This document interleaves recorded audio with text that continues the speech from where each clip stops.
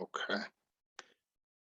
I think we are on.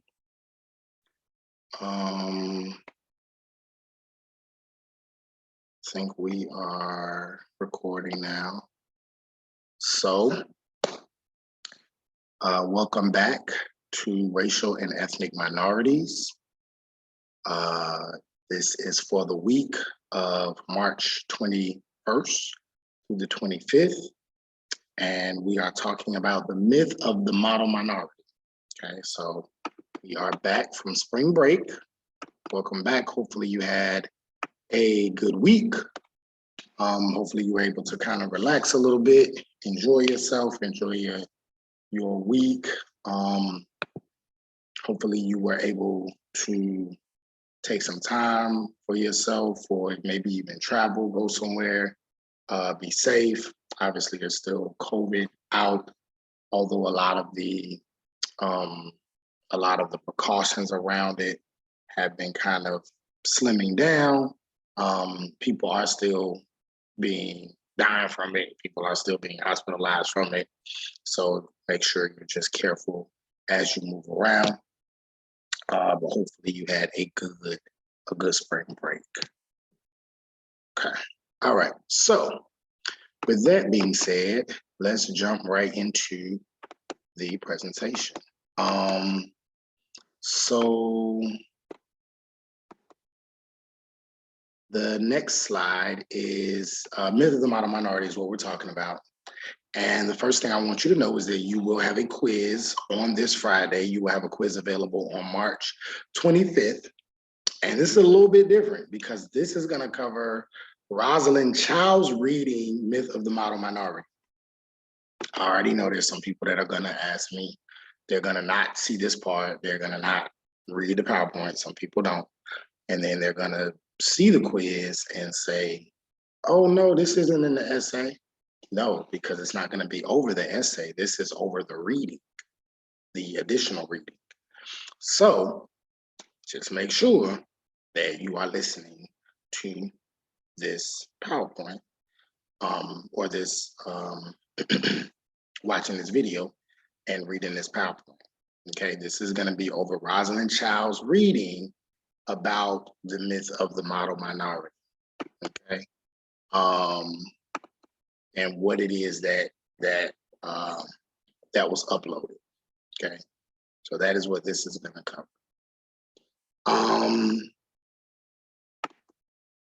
So for this quiz,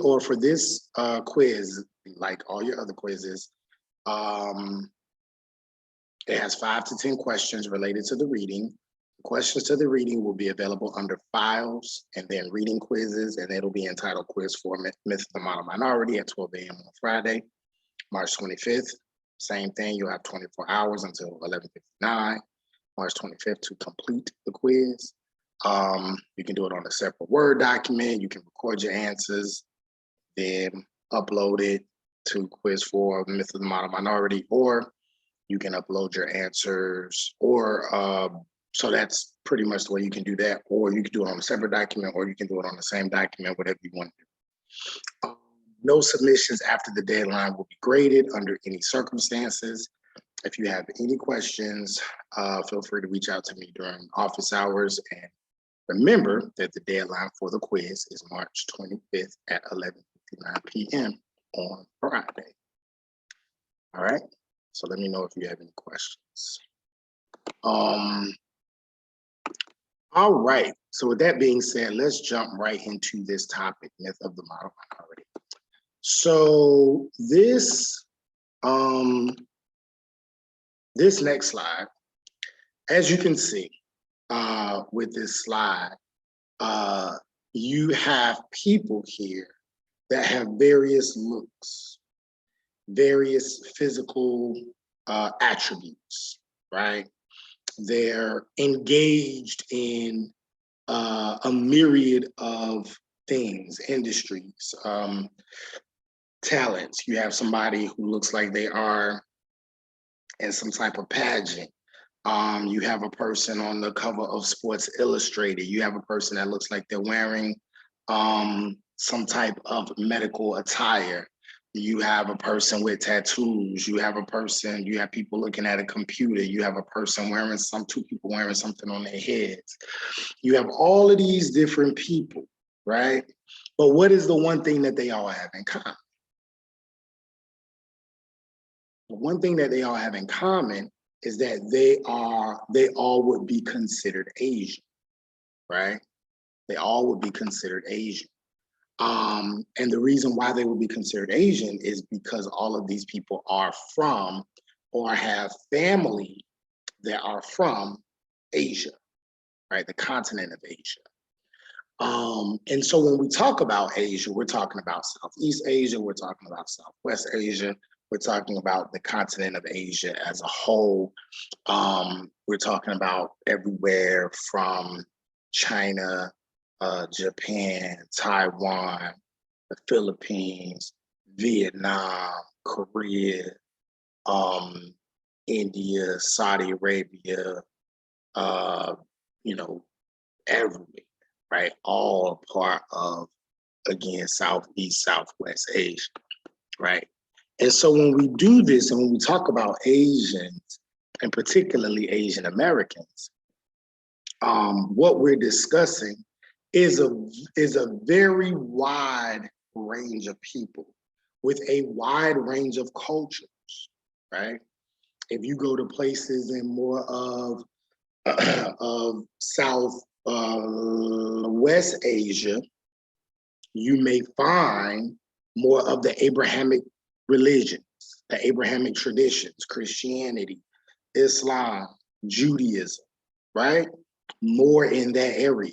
If you were to go to Southeast Asia or East Asia, in places like China, or maybe in places like Vietnam, you may find more Buddhist religions and cultures, right?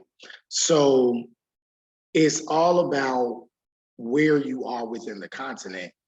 You may find a different type of tradition, a different type of religious tradition, a different way of eating, right? All of this depends on where you are on the continent. So Asia and Asian Americans is a very, very wide range of people. However, there are some things, particularly when you talk about Asians within the American context, they then get lumped into the category, I don't know if category is the right term, the category or the construct of race, which then pretty much gives many of them the same experiences, right? Just like any other group, just like Black people, right? It's all different types of Black people. Black African Americans, Caribbeans, Africans, Black people from the South, Black people from the North, wherever, right? But there's different cultures, there's different religions, there's different ways of life and norms, but within the American context, there's going to be some things that are going to remain constant for the most part throughout all of their experiences. And so that is the same way a lot of times with Asians once they come again into the American context. But as you can see, very, very diverse group of people. But what we're going to talk about is some of the things that they have in common and some of the ways in which Asians and Asian Americans particularly have to negotiate life, have to negotiate their race, and how they deal with race and racism in their own light, particularly around this concept of the model minority and what that means, right? One question I want to ask before you go to the next slide is, what have you ever heard of the term model minority? Maybe you have, maybe you haven't. This may be a review for you, or we might be going deeper into it in ways that you didn't know before, but maybe you've heard of it. And then for some of you, maybe you've never heard the term model minority. And so if not, we're going to talk about it today. And if you are, hopefully, I'm able to bring out some ideas and some thoughts and some ways of looking at it and ways of discussing it that is new to you, okay? So with that being said, let's go to the next slide. And I want to start this off with a quote from James Forbes. When people rely on surface appearances and false racial stereotypes rather than in-depth knowledge of others at the level of the heart, mind, and spirit, their ability to assess and understand people accurately is compromised. Okay, so when we look at this quote, it automatically kind of gets us in the mind frame of kind of unlearning the racial stereotypes, unlearning the superficial ideas that society has caused us to place on ourselves and to place on each other, and start to look deeper and start to take the time. Sometimes it takes a little work, but start to take the time to treat people more individually. And even if we start to look at groups, begin to look at groups not based on racial stereotypes, but what those groups want you to see, what those groups want to portray. It's okay to be a part of groups. That's what sociology is. Sociology is the study of groups. So no matter how we may feel or how much we may want to say, well, I don't speak for myself, or I don't speak for my group, or I don't speak for a group, I'm just me in this world. Yes and no. You don't have to speak for your group. If you're a gay or lesbian person, you obviously don't speak for the entire gay and lesbian community. Yeah, that's very much true. If you're a Christian, you don't speak for all Christians, right? That's very much true. However, it's nothing wrong with being a part of a group of people, the gay and lesbian community, the Christian tradition. If you're Latinx, there's nothing wrong with being a part of those groups. And in some ways, there are group ideas, right, in many ways that are pushed forth that are represented with that group.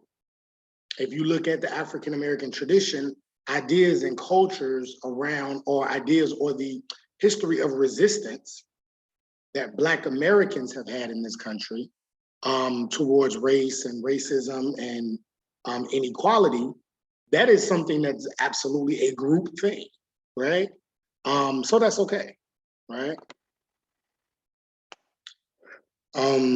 So yeah, so again, it's okay to be a part of a group, but it's not okay for someone to ask you to speak for that entire group, but you can definitely share experiences that a lot of people within your group may have, because again, that's what sociology is about.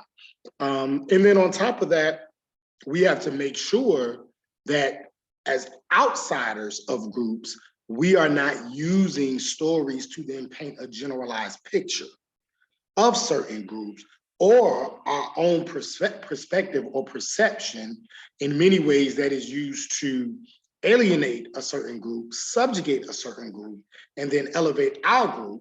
We have to make sure that we are not doing these things in order to, again, create continual division within our society. So with that being said, let's jump right into the model minority myth, the next slide. So the term model minority was coined in 1966 in the New York Times to describe Asian Americans who, despite marginalization, have achieved success. Only a small number of Japanese immigrants were studied when they came up with this term.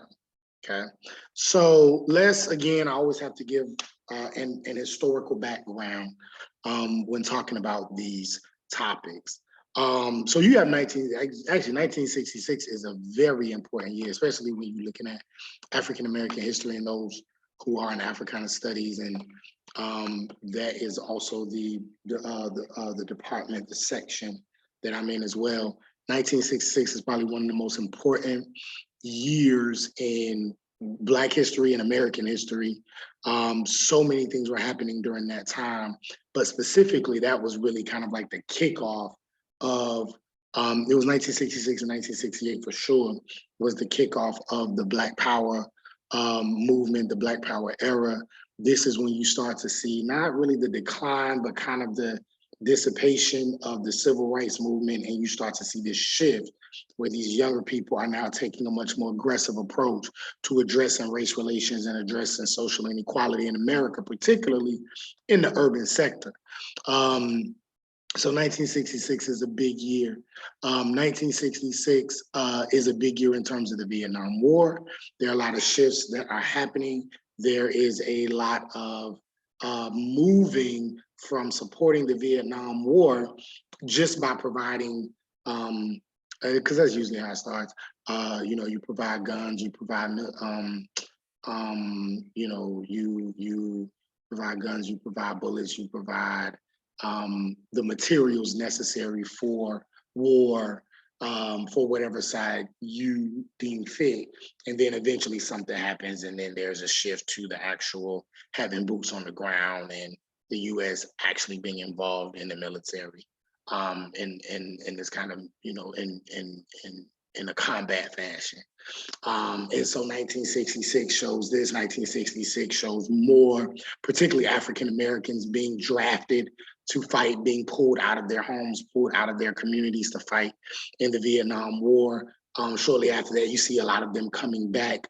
And many of them that were drafted earlier are now coming back, and they're using what they learned in the military to now say, well, why am I waging war on other minority groups when I need to be waging war on white folks who are hurting and killing my people? Police brutality is going on in my communities, pillaging my neighborhoods, perpetuating poverty through divestment in my communities. And so all these things, so now you have a much more military fashion and much more aggressive approach to addressing these issues. So 1966 is a big year.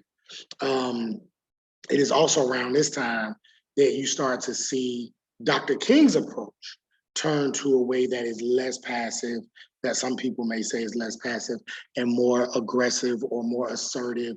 And he begins to take on this idea of negritude, of kind of a racial pride kind of language in his approach to kind of go with what is popular at that time, the popular outcry of Black power. So you start to hear that in his language as well.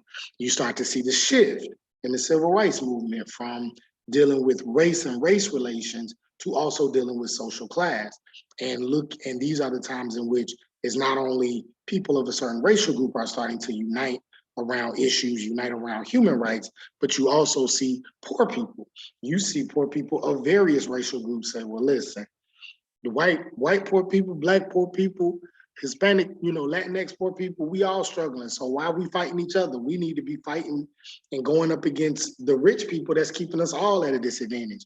And so you start to see this kind of class coalition happening in 1966. So anyway, I say all that to say, very, very, very big year in African American history and American history. And so because of that, this study and this model minority myth concept is a way to further divide the unity that is being fought for, not just by the civil rights movements, but you have other movements that are going on. You have the Brown Power movement, or the Chicano movement in a lot of urban areas.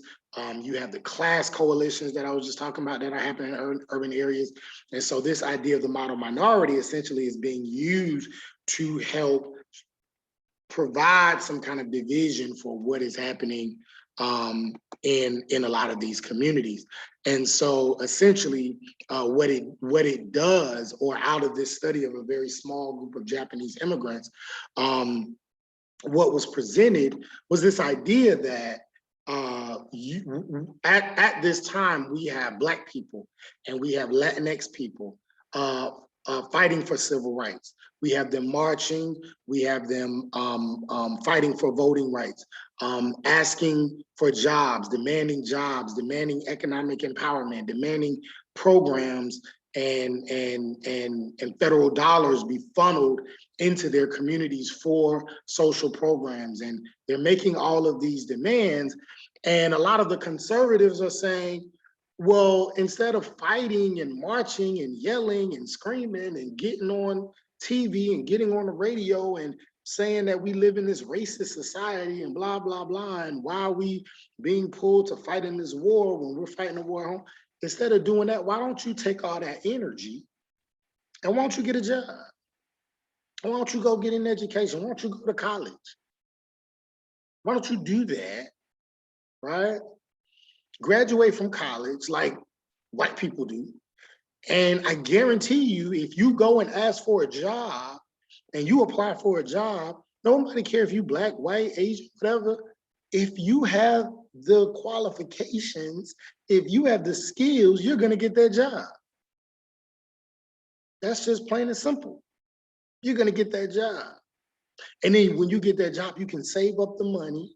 And then you can get the house in the neighborhood that you want to, and you can send your kids to the schools that you want to, and you can live the life that you want to. That's the American dream. That's meritocracy. That's what we built this country on.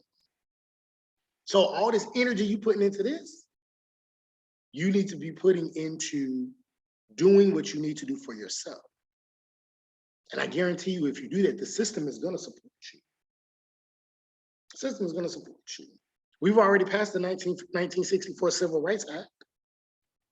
You already have federal policy supporting you.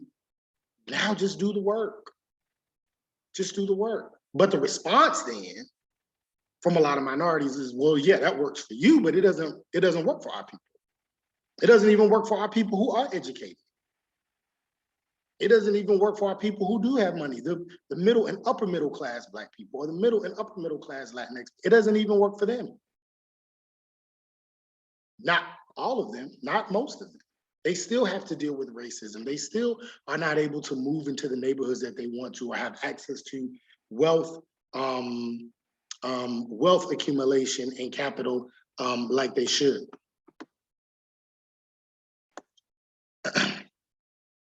And so you have this dialogue and this discourse going on. And so what then ends up happening is you have this study of Asian Americans that comes out. And what this says is, oh, wait a minute. We have another response. We have an example of what can happen when you do it the way we said. Look at these Asian people. Look at these Asian people. They're coming to this country. Many of them don't know the language as well as many of you do. They're just now getting here, and literally within a year, within 2 years, within 3 years, they're owning businesses. They're working. They're getting into college. They're graduating college, knowing very little of the language, not knowing the culture. They're graduating college. They're getting great jobs. They're owning businesses. They're making money, and then they're sending their kids to school. And they're the newer of the immigrants.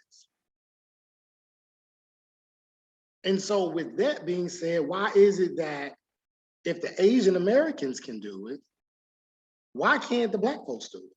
Why are you still complaining? You've been here for centuries. You were freed a long time ago from slavery. We got the slavery thing. We understand that part, but you were freed in 1865, 65. So why? Why are we still having to do this? What you should do is you should be more like this minority group, the Asian Americans. They don't come over here and they're not fighting. They're not raising hell. They're not protesting. They're not fighting and asking for equality. No, they're not fighting for equality because they know it already exists here. All they gotta do is come in and work. Get a loan from the government. Get a loan from the bank. Come in, work, keep your head down, do what you're supposed to do. Follow the rules. Don't get arrested. Don't be criminals. Don't get on drugs. All these stereotypes, right? And you'll be like them. Be like this minority group. This is the model minority. This is the minority group that you Black people and you Latinx people that are marching and protesting and fighting and complaining. Look at them. And they are proving to the rest of the world, and they are proving to us, and they are proving to you that the system works. The meritocratic system works. As long as you work within the system. So look at them. They're the model, and do what they do. And I guarantee you, you'll be successful. That's the explanation of this idea of the model minority. Now, what's the problem with that concept? What's the problem with the model minority? Can anybody tell me based on, or think about it? We were in face-to-face, I have you tell me, but what are some of the problems with this model minority myth?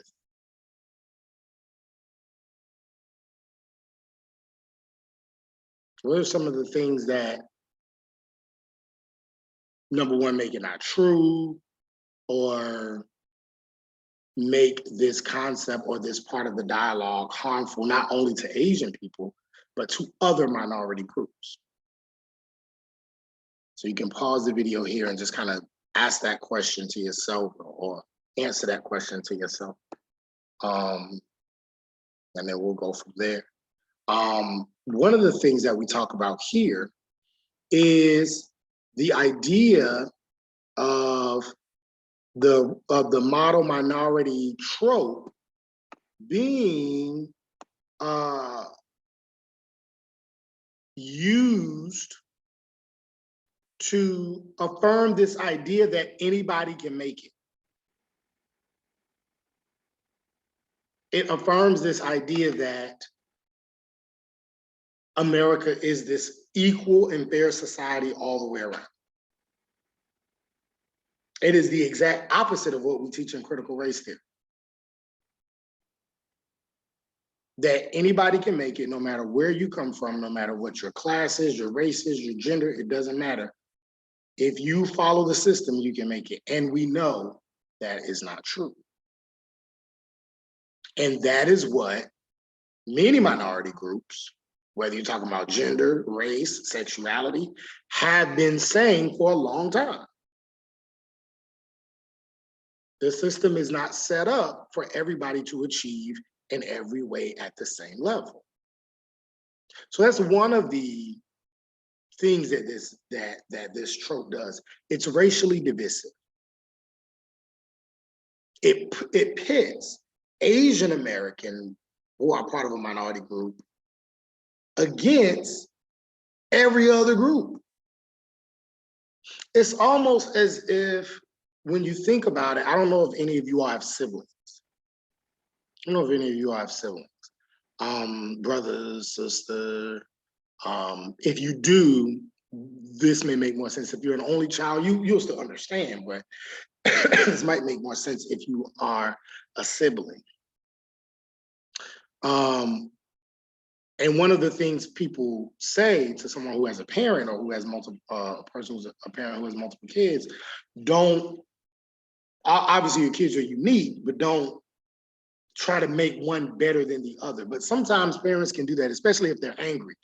If siblings come home and one sibling has straight A's and the other one has all the letters of the alphabet, it's easy to say, why can't you be more like your brother? Why can't you be more like your sister? And then what that can do is that can now pit them against each other. Oh, I don't like them. They always goody two shoes, or mommy likes them more, daddy likes them more because they do this and they do that.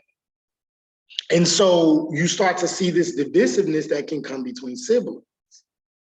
Sometimes it's good to have healthy competition between your siblings, but then in other times, if you do that, you can actually create a lot of harm between siblings. And so that's kind of what we're seeing here. The white community is like the parent. And they're saying, Black folks, Latinx folks who are fighting and protesting and marching and picketing and all of that, boycotting, be more like them. But then what that does is that may make these groups look at Asians and say, well, they got it easy. They got this and that and that. And now we start, and then that may have Asian groups say, well, maybe you do need to stop complaining so much. Be like us. We're over here. We got it. We're able to be successful. Why can't you? And so now you have these groups going back at each other when the dominant group, the system that is the most privileged now, or the group that is the most privileged from the system, can now just kind of sit back and watch these groups go at it. So it creates this divisiveness within our society among minority groups. And we're not addressing the real problem. We're not addressing the real issues, all right? Another thing that makes this trope harmful is that it's false. That's why we call it the model minority myth.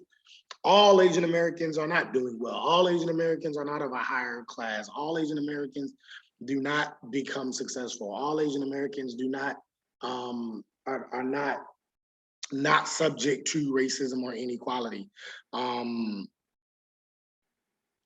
there's a lot of harm in the expectation that all Asian Americans can be successful, are good academically, have money, all these different things. There can be a mental, there is a mental strain and an emotional strain on Asian Americans from these expectations, all right? So there are a lot of ways in which this model minority myth and this model minority trope is harmful, right? And a lot of people look at it as a favorable stereotype. Many stereotypes are negative, right? And we know negative stereotypes. We know negative stereotypes about Latinx people. We know negative stereotypes about Black people. We know negative stereotypes about Native Americans. But these stereotypes around Asian Americans, this one particularly around the model minority is a so-called positive. They're great, they're good, they're this, they're that. But stereotypes aren't good. Generalizations, making generalizations fact without testing them is not good. And again, can have negative consequences coming back around. So, and we'll talk about some of those later. So the response to the myth of the model minority is this. On the next slide, most Asian Americans accept this as mainstream, that white is mainstream. And that your average, normal, and frame of reference for attaining higher social positions is white people, right? This is part of the study that was done. So this is not just me talking about Asian Americans, but this is a part of the model minority study where Rosalind Chow, and not just Rosalind Chow, there is a whole discourse, there is a whole literature section of the literature that discusses this, where scholars are talking about and going back and forth about, based on the interviews that they've done, based on the surveys that they've collected, what is the mindset, or what are some of the ideas around Asian and Asian Americans, particularly first generation, second generation, et cetera. And we'll talk a little bit about this in a second. And so these are just some of the findings that have come up. Now, what I will say is that a lot of these findings go back to maybe like 2012, 13. So there could actually be some changes in this from studies that are much more recent, because the Black Lives Matter movement and the globalization of the Black Lives Matter movement has definitely helped shape how people understand and look at race now than they did into, pre-Black Lives Matter, 2010, 2005, 2007, whatever. right? And that is when a lot of this was taking place. While some of this still may reign true, there could be some differences, especially with now the older generation becoming much older and the younger generation becoming now the first generation to come. Many of them through technology, through social media, their eyes are now a little bit more open to the accuracy of race and class and inequality in the United States. And so many of them now see things a little bit differently than some of them may have when they did this study. So with that being said, some of the things, the conclusions that came out and the ideas that came out of the studies. Number one, most Asian Americans seem to accept white as mainstream. White is normal. White is the mainstream. White is the reference point. A lot of Asian Americans, especially first generation who come to this country, say we need to look at them. What are they doing? What are white folks doing?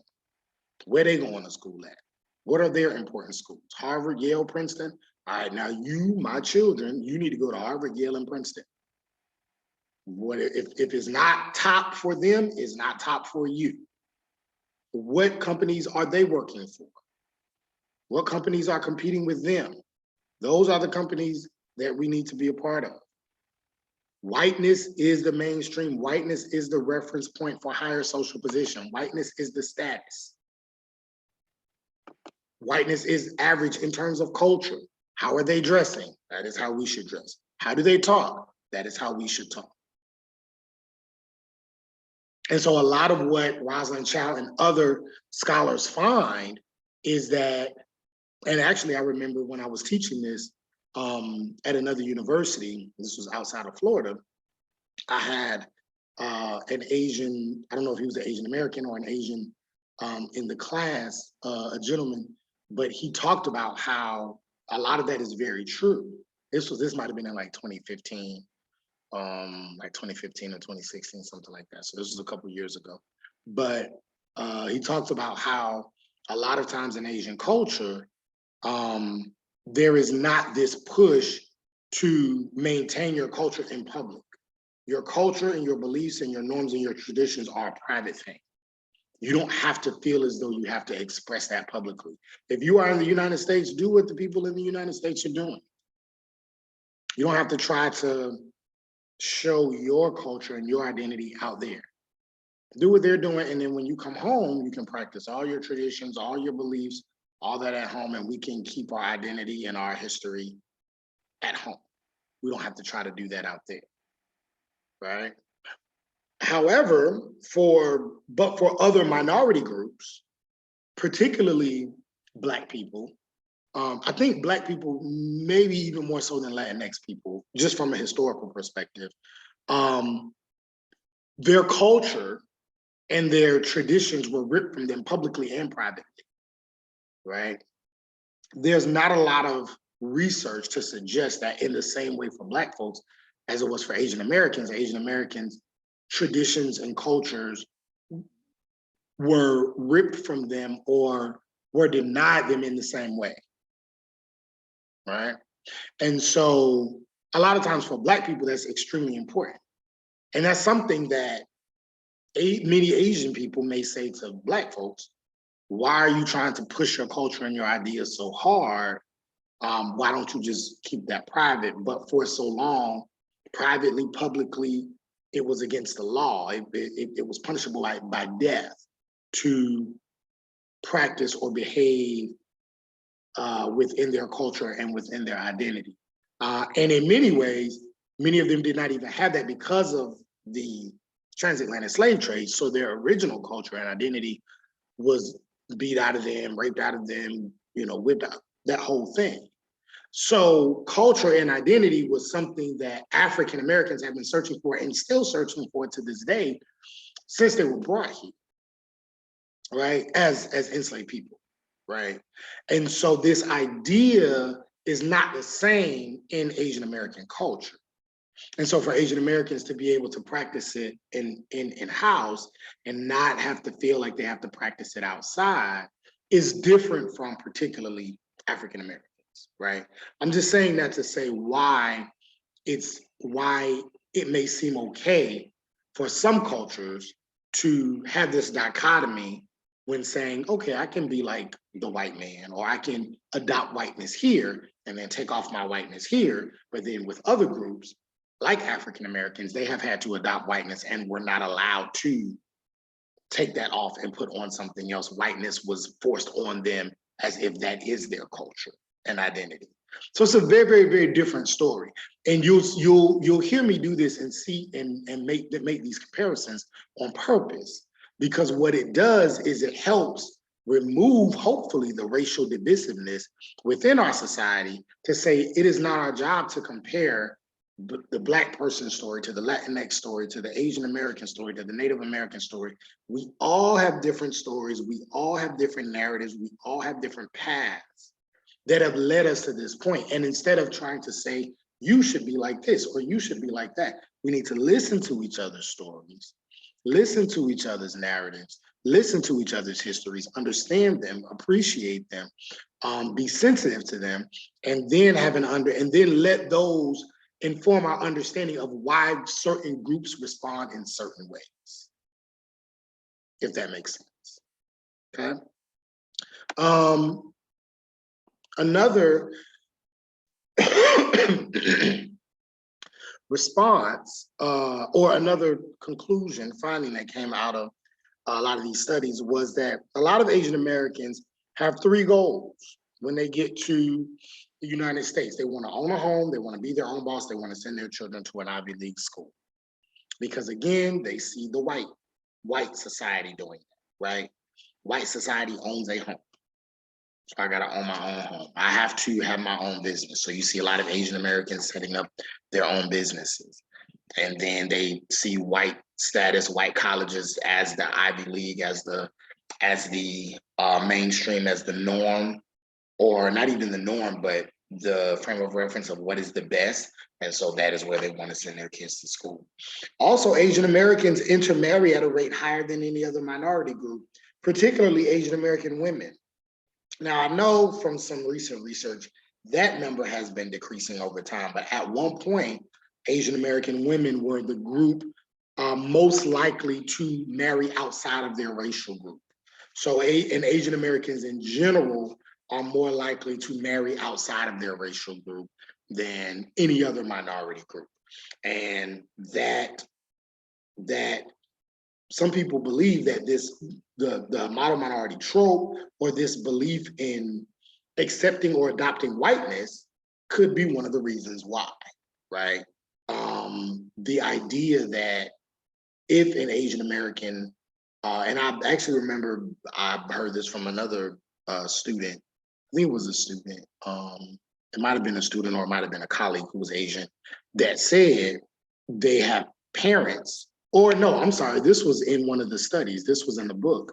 One of the interviews that Rosalind Chow had when I read the book, one of them said, yes, their parents tell them, if you're not going to marry somebody within our cultural group, if they were Vietnamese, if they were Taiwanese, if you're not going to marry within our group, that's fine, but you need to marry a white person, right?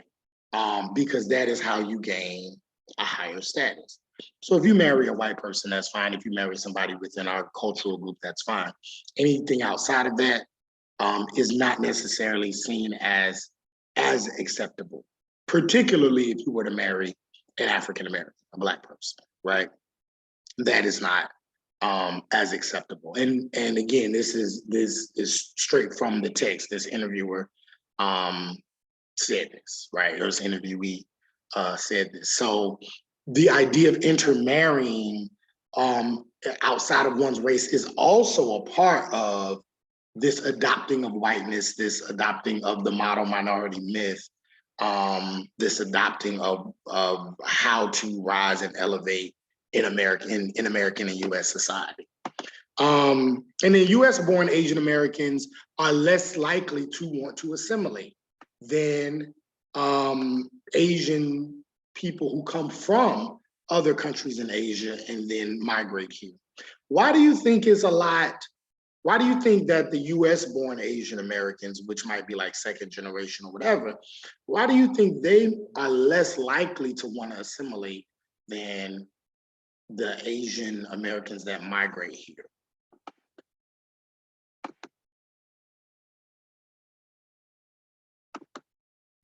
And one reason why this is the case is because generally, if you first come to a country, especially America, the United States, the way in which the United States is marketed globally, it is seen as the land of opportunity. At least for a long time it was.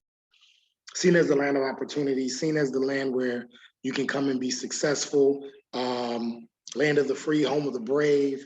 It's a great country, right? But generally, so then you come here and that is what you see, that is what you expect, that's what you've been taught for so long. But if you're born here and you're raised here, then you start to see, oh, wait a minute. This is not as accepted as I thought. People that look like me, or people that are not of a certain race or of a certain class or of a certain gender, are not as accepted as I thought. And so generally US born or second generation born Asian Americans are more likely to see the disadvantages that non-white people have in the United States. And why is that? Because these people, typically they can speak English. They are probably more likely to integrate into white society. So they hear the conversations. They see the treatment. I've actually read in even some of your papers where people who do not identify as a minority person would say, yes, I saw that I would see a Black classmate being treated this way or whatever, right? It didn't happen to me, but I saw it and I recognized it. But if you were an immigrant from another country and you saw that, you may have perceived that differently. Let's say if you didn't know the language, you weren't really sure what they were saying. And you might have said, well, maybe that person did something wrong. But if you're second generation, third generation, you have a better idea of the country in which you live, right? So it's also important that we look at this thing generationally. Again, language barriers plays a huge role. With linguistic barriers, you're probably less likely to integrate into white society, especially high-class white society. And with that, you're less likely to be privy to the conversations or privy to the treatment that non-white people tend to experience from white people, right? And generally, if you're an immigrant, a first generation, you're probably more likely to be around your own and continue to have these more mainstream ideas around what the United States is. All right, so what I would like for you to do is I would like for you to click on this link, because now we talked about the model minority myth, we talked about Asian Americans as a whole, and now we're gonna go deeper into specifically the gendered portion of this conversation. And we're first gonna start with Asian American males. So I want you to click on this link on this video and listen to it and then come back.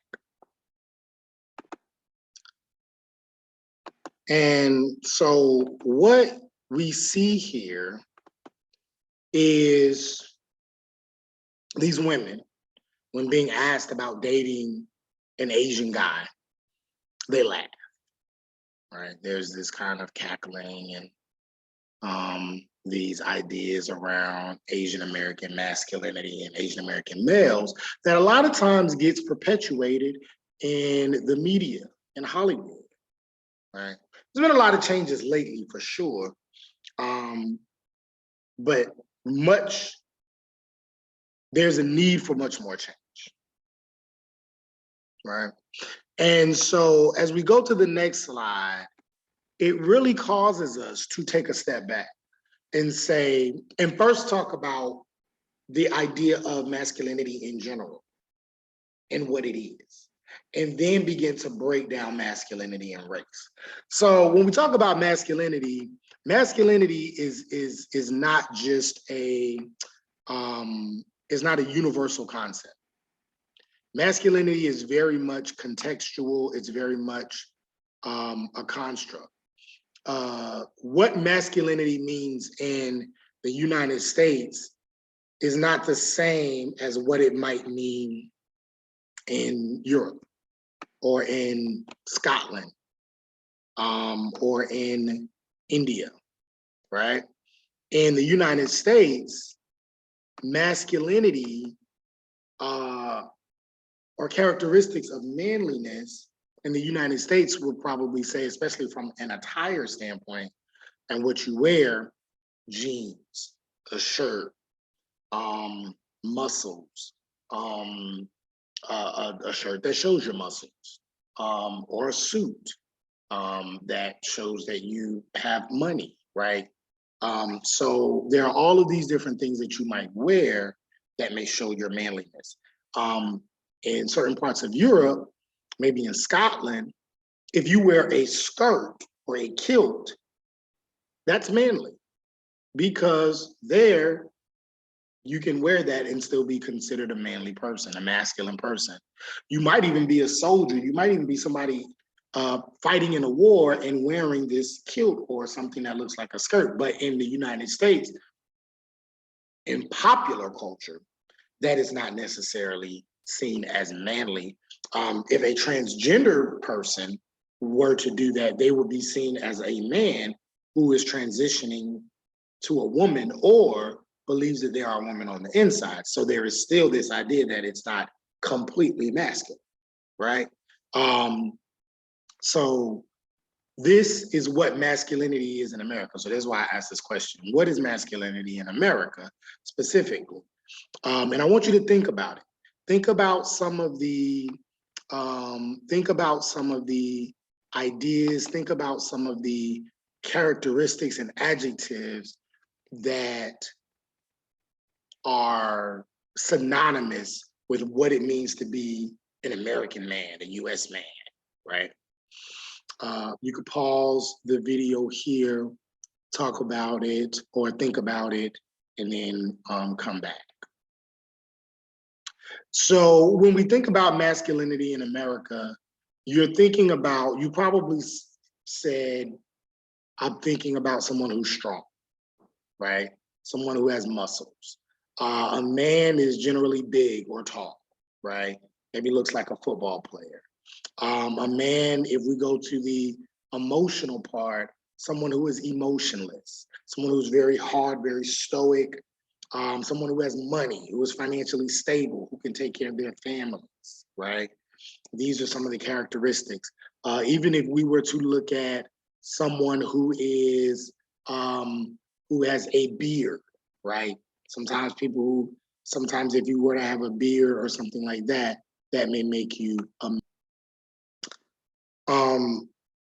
so yeah, we could think of a lot of other things that we would use to describe a man. Someone who plays sports, someone with a deep voice. Yeah, so many different descriptions, right? Now let's look at this next slide. Who do we see here? And we see William Hung. I don't know if you remember him. He was on American Idol years and years back. He had this hit song, and yeah. And then Psy, PSY, Psy, he was a K-pop superstar who came out with a song called Gangnam Style, right? Some of you may remember that song. And we may see these people as successful, Asian American men, both of them, as successful. But would you apply the same descriptions of manliness to them as you would to the average US man? Would you apply that to them, those same descriptions on your list? of what you thought and maybe some of the things that we wrote down. They don't look big and strong. They don't have beards. They don't look athletic. They don't look emotionless, right? Stoic. In fact, this gentleman, William Hung, is kind of, you know, sitting like this. Some people may see that it's very kind of feminine.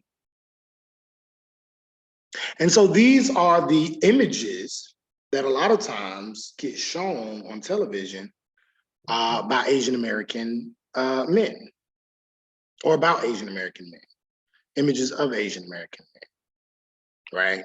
These kind of images that lack your stereotypical general idea around masculinity. And if we go to the next slide, we see that the research based on the reading as well as other research on model minority suggests that when we gender this thing, when we look at it from a gendered perspective, we see that the construction of the Asian American male in media specifically shows a male that is physically weak, that doesn't look like they can protect, which oftentimes we see in various shows and movies where they might be the comic relief, where they might be the nerd, the pipsqueak. I know that's a very old school term, a pipsqueak, nerd, or whatever, right? But they don't have this dominant posture. Many times they look non-threatening. So you don't necessarily see them as someone who can defend a woman or defend a family or defend a people. They don't look like someone, if you were to see them in an alley or see them on the street, that you would feel like your life would be in danger. Or you would feel that if you were to attack them, you may, you know, result in a behind kicking, right? And many times they're feminized, right? Just like that picture I just showed you. Many Asian American males oftentimes are demasculinized, and they're kind of presented in these very kind of feminine, soft, funny, sensitive, emotional ways. Right. Even if we look at shows like, what is the name of that show? Two Girls, something with two girls or something like that. And there's like an Asian American on that show that has this same kind of construction. Even if you were to look at shows, I think The Big Bang Theory might be another one. A lot of your kind of funny comedic shows typically has the Asian American as the comic relief. And they kind of fit these qualities. Now, some people may say, well, what about Bruce Lee? What about Jet Li? They're clearly not someone you would want to fight. Right? And these are kind of one-off situations, but very true. And we'll talk about that in a second as well. But there are these examples of, or the only time that Asian American males tend to have this example of masculinity a little bit is if they are practicing martial arts. But if they're not practicing martial arts, generally you don't have that image in the media, popular media. Now, in the next slide, you do see these two gentlemen. Some of you may know them, some of you may not. But just based on the picture, you have an idea of what they do. What are their names? Anybody know their names? The first gentleman with the China jersey on, his name is Yao Ming, considered to be one of the more dominant centers in NBA history. Shaq, probably the most dominant center in NBA history, has gone on record saying that Yao Ming is probably the person that gave him the most trouble. He was very annoyed with him, annoyed in a good way, because he was such a dominant player and because he was a very difficult player to score on. Jeremy Lin is another Asian American player that for a little while had a run and had a kind of a popularity dialogue going on about him. But even, and he hasn't been as popular lately, but just the fact that he's a Asian American male that has reached the height of this game called basketball all the way to get to the NBA is quite a feat. And I say that for the context of the Asian American male construction, because it is a league that is dominated by Black people and white people generally, right? Black people and white people tend to dominate, and so you don't see a lot of Asian American male representation. And so Jeremy Lin and Yao Ming kind of stand out in that way. And these are examples of the opposite of what I just talked about, where you do have these one-off examples of men like Yao Ming and like Jeremy Lin who have reached the height of masculinity, right? If you play a professional sport like basketball, football, or baseball, that is almost the height of U.S. masculinity. You are looked at as a man, as a someone who's athletic, someone who can move, someone who's fast, someone who's strong, someone who goes up against opponents and is successful at it. And so these are examples of the opposite, but for the most part, in media, you don't see a Yao Ming or you don't see a Jeremy Lin. You see more of a William Hung, you see more of a Tsai, you see more of the effeminate feminization of the Asian American male construction, or at least for a long time that was the case. And so these typically can have these psychological effects, right? For Asian American women, it can cause them to question their interracial relationships, and we'll talk about that in a second when we go deeper into talking about Asian American women through this notion of Asia feel. And Asia feel is this idea that men, particularly white men, only want to date them because they're Asian.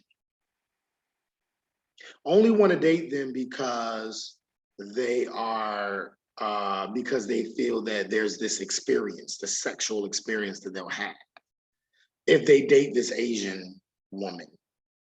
And so a lot of Asian American women will question, does this guy like me for who I am, or does this guy only want to be with me because he thinks that he wants to fulfill this sexual fantasy, right?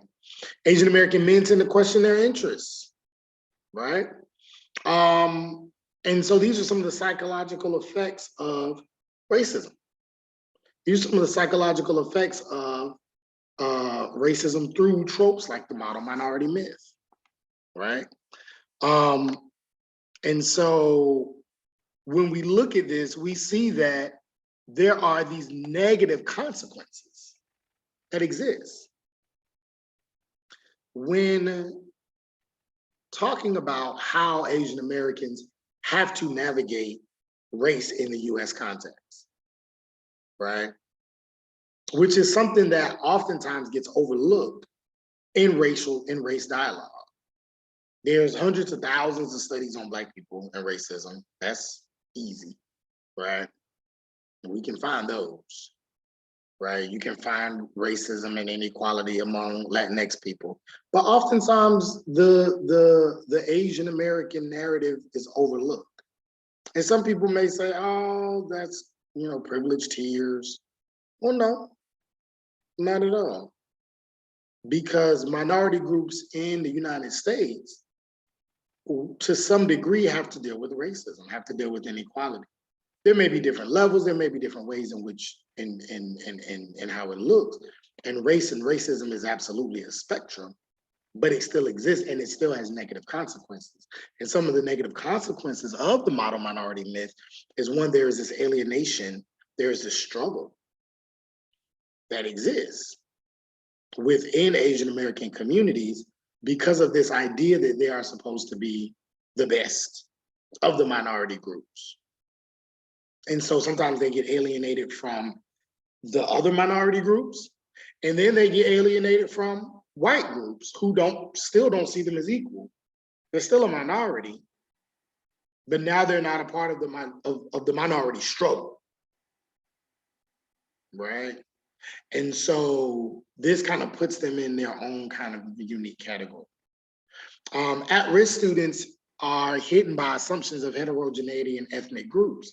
So Asian American students there's this idea, right? The Asian Americans are people who have money, who are academically successful, who have social status, but not all of them are like that. Not all of them come from those communities. There are a lot of poor Asian Americans. There are a lot of Asian Americans who don't do well in school, who do have to deal with educational inequality, et cetera, right? And so they oftentimes get lumped in or forgotten or ignored because of this myth that all of them are the model minority. They're assumed as passive and not leadership material. Oftentimes, Asian Americans don't get voted for in political office. Many of them don't get voted for because they don't necessarily have a history of strong protests as a group. Not, obviously there are specific people, but as a group. Some people may say, no, it's not, you know, you think about political strong leaders that protest, that fight the government, that fight inequality, that work within systems or fight the systems. There's a history of white people, there's a history of Black people, there's a history of Latinx people, there's a history of women. But some people may say, I don't think I will vote for Asian. Are they really gonna fight for us? Are they really gonna fight for, can they really lead outside of these stereotypical ideas around Asian people? I'm not sure. They're seen as unreasonable, or they have to deal with unreasonable expectations and higher standards, which is what I talked about earlier. Right? You have these expectations. Oh, Asian guy's in the class, an Asian girl is in the class. Oh, she's gonna do well. He's gonna do well. Let's throw them in the college courses. Let's throw them in the IB courses. We just already know the expectations are already high. Sometimes way too high. Sometimes from their own family members, and then sometimes from society. When their own family members say, you need to go to Yale, you need to go to Princeton, you need to go to Harvard, and I'm not accepting anything less. And if you don't get accepted, what's wrong with you? Why didn't you get accepted? Why don't you have all A pluses? You have all A pluses and one A minus. Why do you have an A minus? That's not acceptable. These unreasonably high standards and expectations. You must go to school. You must get good grades. You must go to Ivy League. You must get a great job. You must do this. And the Asian student may say, or the Asian child or young adult may say, I don't want to do it that way. I want to dance. Oh man, there was one thing I really liked. One of my favorite shows was Glee, and there was a character in Glee. He was an Asian male, and they kind of wrote his character around this kind of stereotype where his dad, I think it was his dad who wanted him to go to school and all that, and he really wanted to dance, and he was good. He was a great dancer. And that's what he wanted to do, and his dad didn't like it. And throughout the episodes and the seasons, he would like have these situations with his pops about wanting to be a dancer. And his dad would like not support him. And I think eventually he came around. when he saw how important it was to his son. But that's an example of some of the things that Asian Americans have to deal with. Racism that occurs to Asians is perceived as less important. A lot of times when we see racism happening towards Black people, some people may say, a lot of times it's a lot more egregious, systemically, historically, structurally, and systemically. But everybody's looking, everybody's watching. The news is covering it 24/7. Black Lives Matter. Black kid gets killed, you know, everywhere, right? Depending on, not all of those stories get that kind of coverage, but some do. Racism towards Latinx people, very similar, particularly in certain areas, especially around poor Latinx people, because sometimes that gets kind of lumped in with the struggle of African Americans, because typically Black and Latinx people tend to share in many areas similar geographical spaces, similar residential segregational spaces. And so sometimes they have the same struggles, you know what I'm saying, or very similar struggles. Different histories, but similar present day struggles. And so Asians, when something happens or there's some kind of racism towards an Asian, they tend to get kind of like, well, it's not as bad as what these folks going through. So we ain't tripping off that. We're not gonna worry about that. It's seen as less important. And that's a problem, because everybody's experiences are important in any type of racism. And just like Dr. King said, and injustice anywhere is a threat to justice everywhere. We have to be mindful of how everybody is being treated, not just certain groups. Oftentimes, Asian Americans get subject to harassment and bullying because of this model minority myth, because they are, especially men, are seen as kind of in this kind of demasculinized way, non-threatening, physically weak. Organizations miss out on diverse talent and contributions when they don't allow for and look at all groups of people. You have higher rates of stress, depression, and suicide attempts among Asian Americans because of, a lot of times, because of the unreasonable expectations, these higher standards, and overall alienation of this group, right?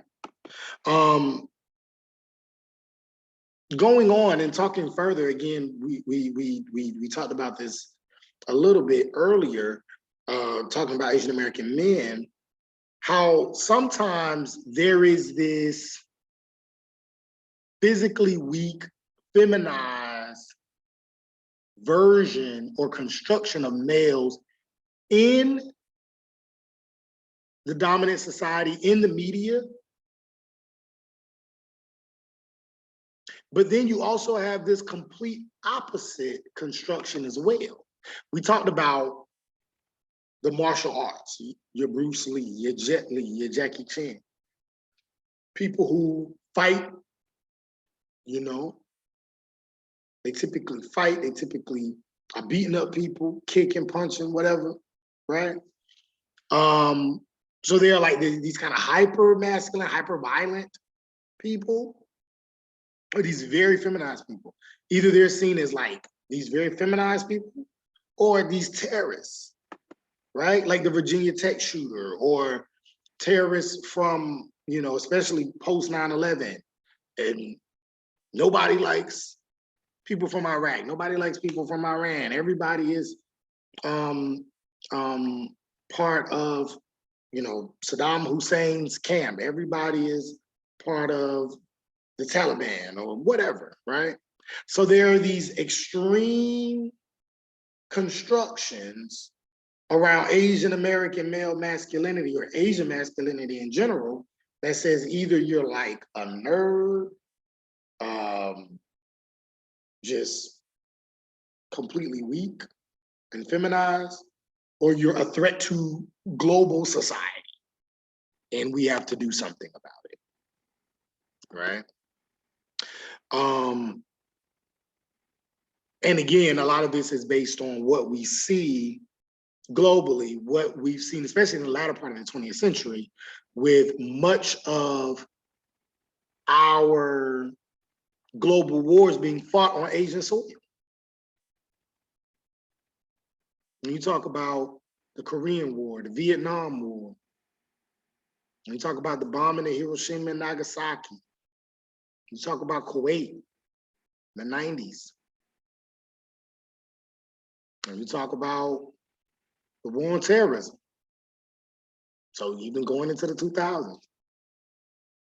So there is this construction that they are either very, very, very, very, very weak or a threat to global society, a threat to democracy. And so there is this conversation, but we don't really talk a lot about the violence by the United States on Asian countries. Yes, there has been violence by Asian countries on the West, but 9 times out of 10, it was not initiated or without some sort of recourse or without some sort of violence that had occurred on them for whatever reason. So there's one part of this story that goes untouched. And that's important because the violence by Asian countries are oftentimes not done without a reason or without responding to some type of violence that was done on them by a Western country. So that's important. Also, what we found with Asian American males is you have little difference. So now we talked about race, we talked about gender, now we're going into sexuality. And you find little difference between the image of the gay and the straight Asian American male. Now, this is important in sexuality because sexuality and gender oftentimes, I don't want to say it, I don't want to say that. Gender and sexuality oftentimes stay together because there are these kind of commonalities within understanding these constructs. So, particularly within the presentation of sexuality, you have these gender performances. If you see a gay Black male on television and a straight Black male on television, the performance, the gender performance is very different. The gay Black male will probably have this performance of a Black female or a Black woman, right?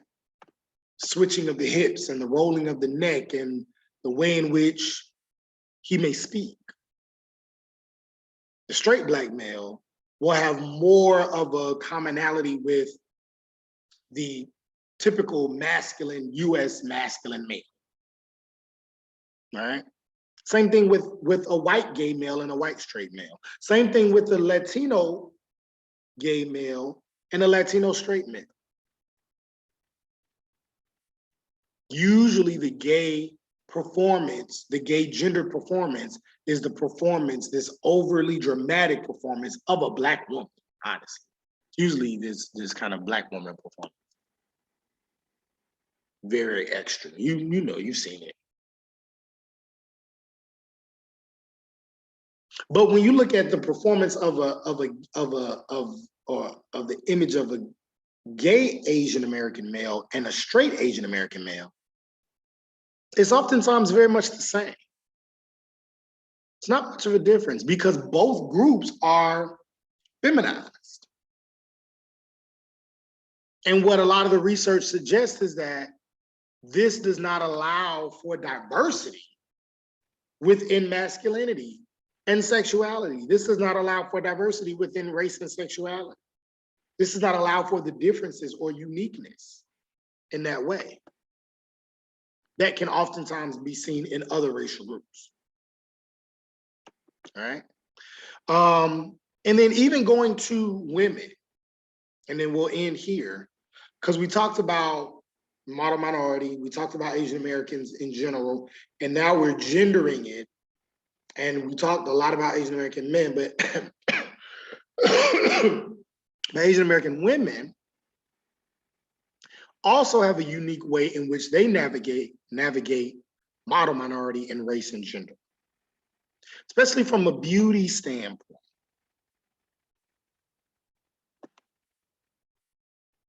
Now, beauty is a social construct. Why do we say beauty is a social construct? What do we mean when we say that? Beauty is a social construct. Beauty is a social construct. We say that because beauty exists and depends on what society you live in.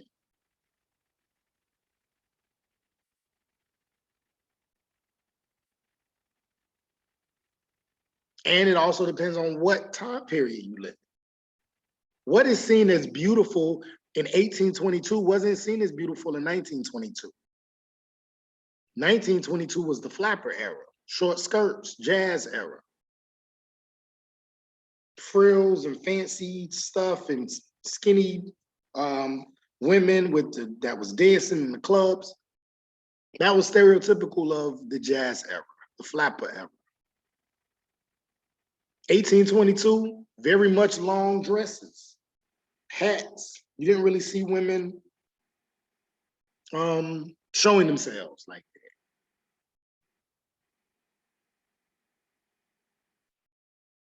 that. 1822, 2022, beauty looks very different. Beauty was still very much racialized. Beauty was seen as how close you can look to white in 1822 and 1922. Now beauty is a little, more people are starting to want or see beauty as something that is a little more racially heterogeneous, right?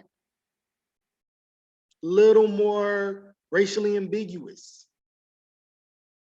That is now seen as what is what is beautiful. Still more European style, but maybe not all the way white, maybe not all the way black, maybe not all the way Latin, kind of like a little mixture. Could be the effects of globalization, whatever. But beauty is a social construct. And I'm specifically talking about women, but men too. A man that is seen as handsome depends on the society you live in. And beauty is also hegemonic, meaning the social, cultural, ideological, or economic influence exerted by the dominant group dictates what is beautiful.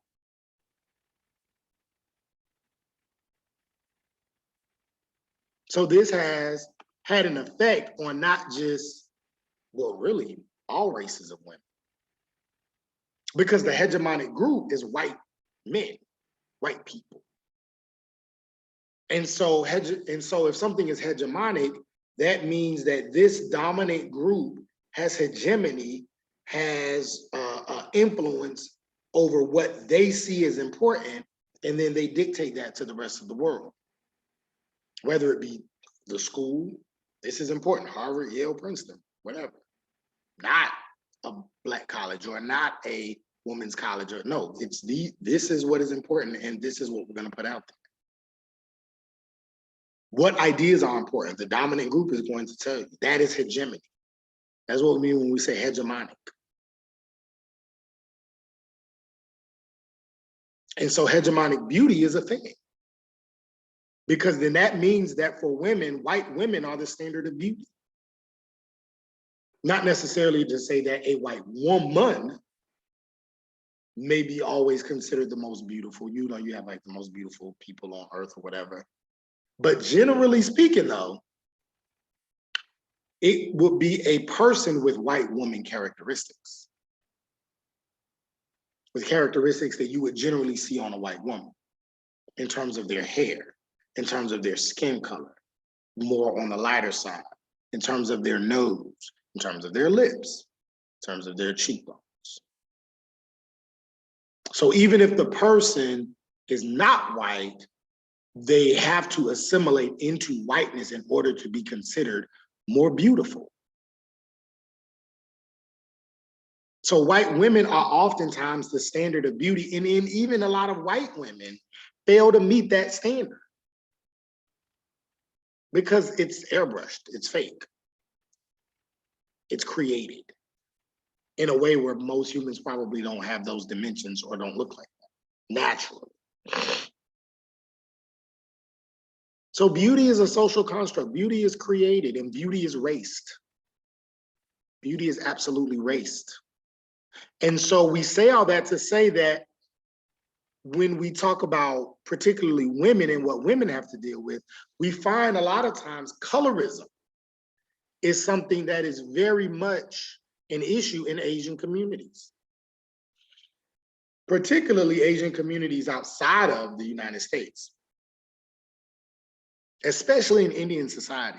Colorism, and I actually remember seeing this when I think I talked about this before, but if I haven't, when I went to China, I remember seeing the landing in the airport, and I remember seeing all of the pictures, and they were, you know, advertising whatever they were advertising, and very beautiful women, but they all had these very strong European features.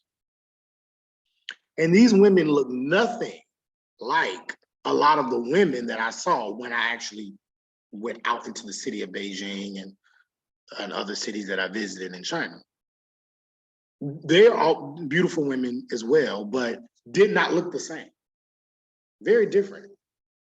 The ones that were presented in the airport, very European style.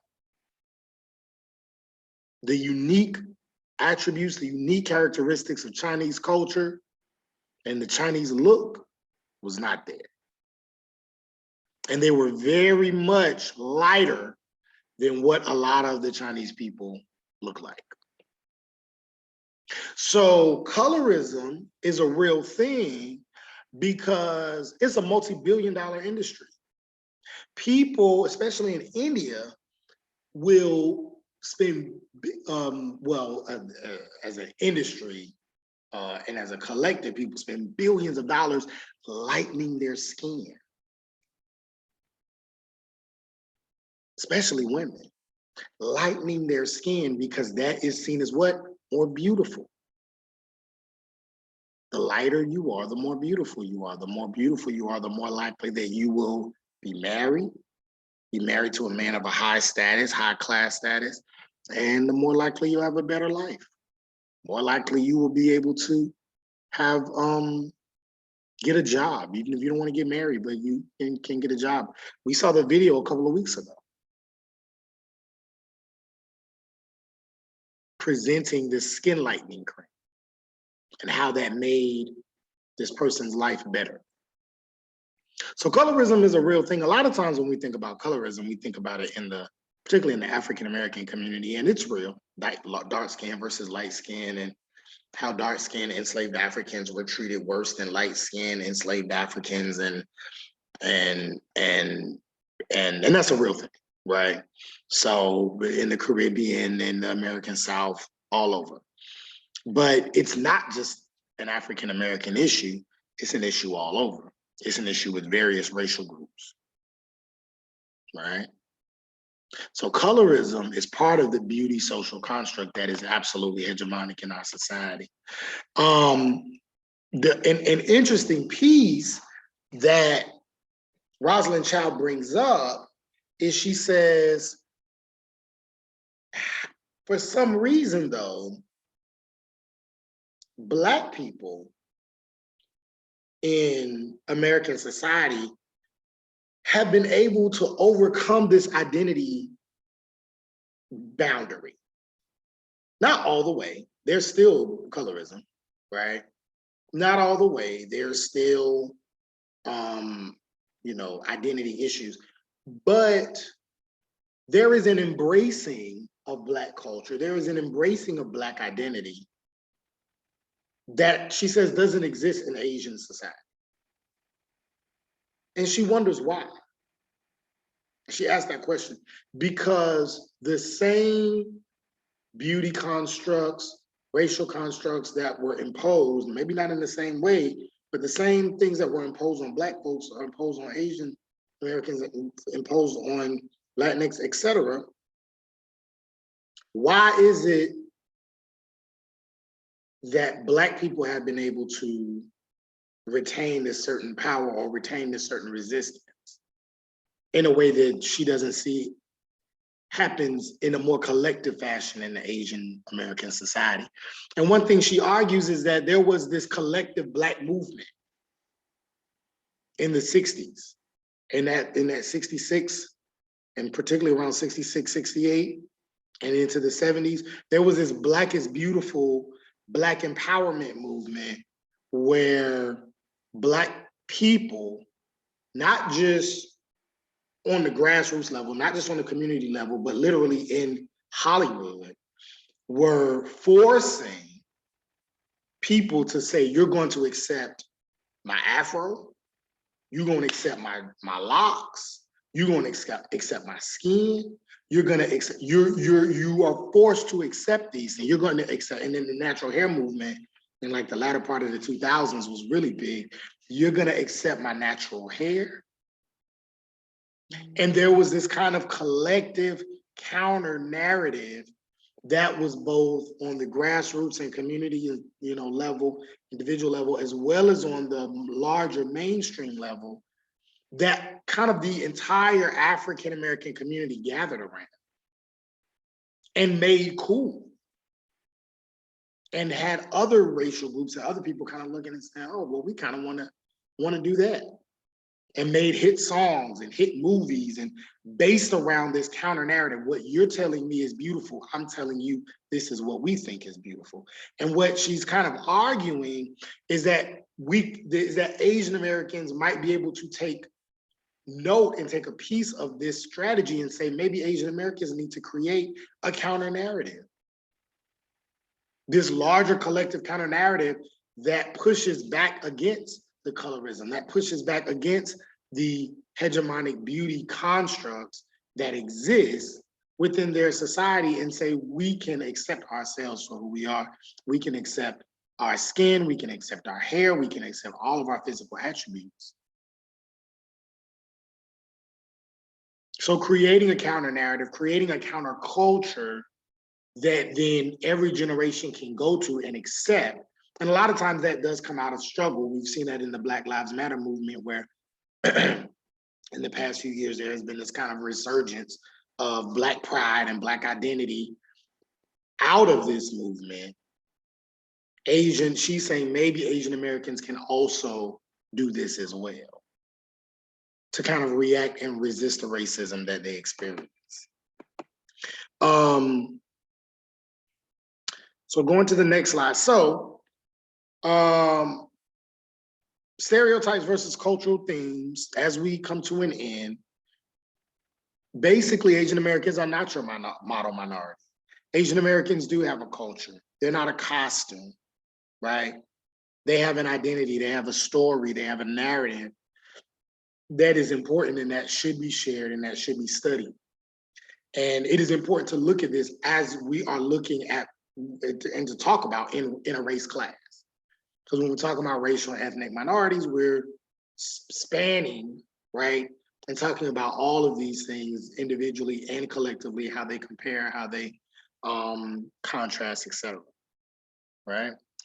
And some of the ways in which we can be better about dispelling this model minority myth and actually engaging in strategies that are less likely to promote divisions among racial groups and present more of a communitarian kind of practice, as well as respecting individual spaces, individual identities, cultures, and not saying one is better than the other, is through some of these engagement strategies, panel discussions, conversations, career mentors, field trips, body language workshops, leadership activities. These are things that you can absolutely do on campus, on a college campus, private and public Facebook groups, community volunteer. Like, these are various kind of engagement strategies that we can use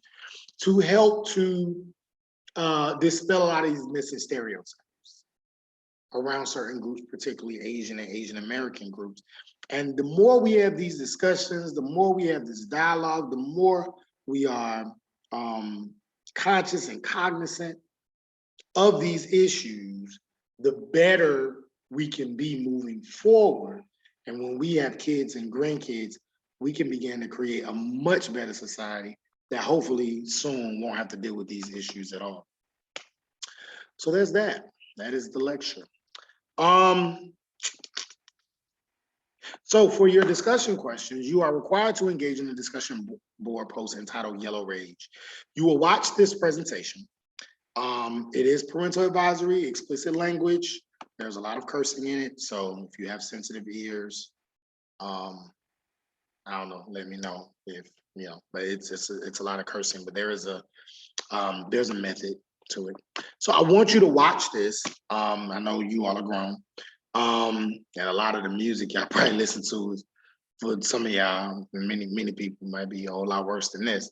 But it is a message about what we're talking about or what we've talked about and discussed. And so what Asian stereotypes did you see addressed in this poem, in this piece? How did the women defy and protest these stereotypes? Use lines or perspectives from the poem to explain previous questions.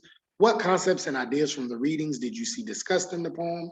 How did the women discuss these ideas? Choose two from the essay and two from the child's reading. Two ideas or concepts to discuss in this discussion, and be detailed and thorough in your response, okay? I have not been pleased with a lot of the discussion responses. They've been still very lackluster. I thought after the first one or two, it would get better, but they're not. So I'm gonna really start taking off more points. I've been kind of giving B's for like the very kind of lackluster ones. But now I'm gonna start giving like C's and D's. Because many of you all are still not showing that you can make connections with the readings. That's the biggest thing. And that's what I put right here. Use information from the readings and lecture to respond to the questions. This is very important.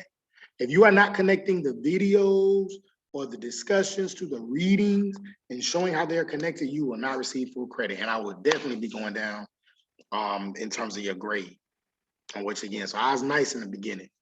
It's past spring break, we're getting towards the end. I'm gonna start knocking off way more points. You gotta put forth more effort. I could tell some of y'all not putting forth any effort.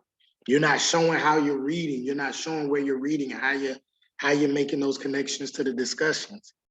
I want you to see this video, and I want you to take what you learned from the readings, and I want you to put them together and quote both and show me those connections, and then add on your perspective.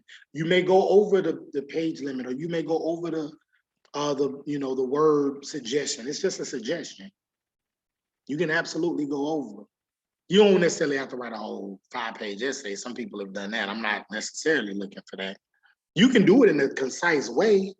Just be succinct, but show that you know how to put these things together. Right? Same way I do. Pull the readings, pull popular culture, put them together. Simple. So y'all got to do it. If you're not, I'm gonna start giving like C's and D's. Okay. So yeah, that's important. All instructions related to discussion board posts should be fulfilled before 11:59 p.m. on March 25th. All right. If you have any questions, comments, concerns, please reach me during my office hours. Or feel free to just come in and just talk if you are interested in the topics and the discussion. And I do have some students who do that. That's always kind of cool. So feel free to do that. And with that being said, I hope you have a great day, great week, great weekend. See you soon.